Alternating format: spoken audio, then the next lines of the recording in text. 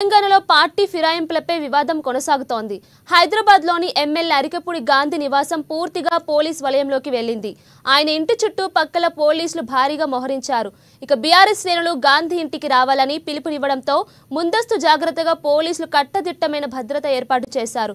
ఇక బాలనగర్ డీసీపీ సురేష్ ఆధ్వర్యంలో 2 అడిషనల్ డీసీపీలు, 2 ఏసీపీలు, 10 మంది సీఐలు, 15 మంది ఎస్ఐలతో భద్రత ఏర్పాటు చేశారు.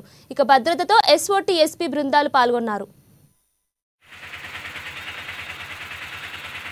మీరు రాకపోతే నేను మీ ఇంటికి 12 గంటలకు వస్తానని చెప్పి హారతితో స్వాగతం పలికి బీఆర్ఎస్ పార్టీ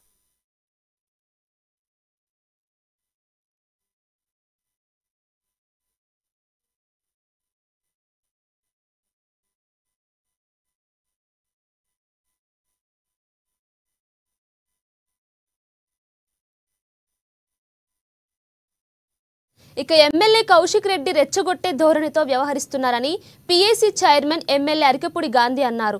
ఇది బీఆర్ఎస్ తనకు యుద్ధం కాదని గాంధీ చెప్పారు.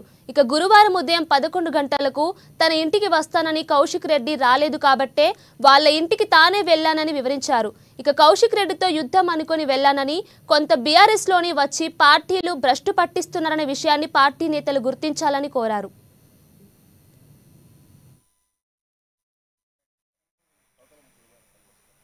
మీరు రాకపోతే నేను మీ ఇంటికి 12 గంటలకు వస్తానని చెప్పి హారతితో స్వాగతం పలికి బీఆర్ఎస్ పార్టీకి తీసుకెళ్తానన్నటువంటి మనిషి ఇంటికి వెళ్లే క్రమంలో పోలీస్ బందోబస్తు పెట్టి నన్ను, మా కార్యకర్తల్ని ఇంటికి వెళ్లే కార్యక్రమంలో పూల కుండీలతో మమ్మల్ని కొట్టి, రాళ్లతో కొట్టి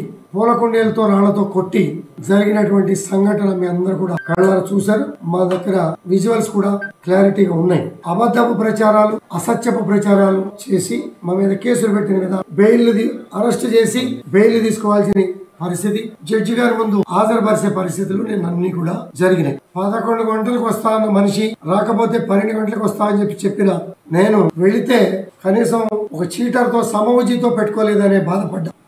వాడు మా పార్టీకి వచ్చి పార్టీని భ్రష్టు పట్టించాడు. ఈరోజు ప్రాంతీయ విభేదాలు కూడా తీసుకొచ్చాడు. ఆంధ్ర, తెలంగాణ, రాయలసీమ అనే విభేదాలు సృష్టించే కార్యక్రమంలో కీలక పాత్ర మీ మీడియా ద్వారానే సృష్టించాడు.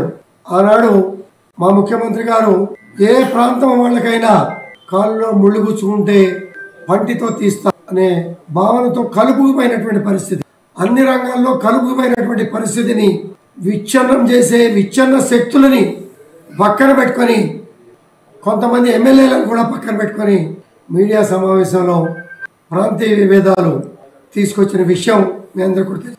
అది ఆ శాసనసభ్యుడి స్టాండా, పార్టీ స్టాండా, పార్టీ అధ్యక్షుడి స్టాండా అనేది నిర్ణయం తీసుకోవాల్సిన అవసరం కేసీఆర్ గారి మీద, నా సహచర శాసనసభ్యుల మీద ఉన్నదన్న విషయాన్ని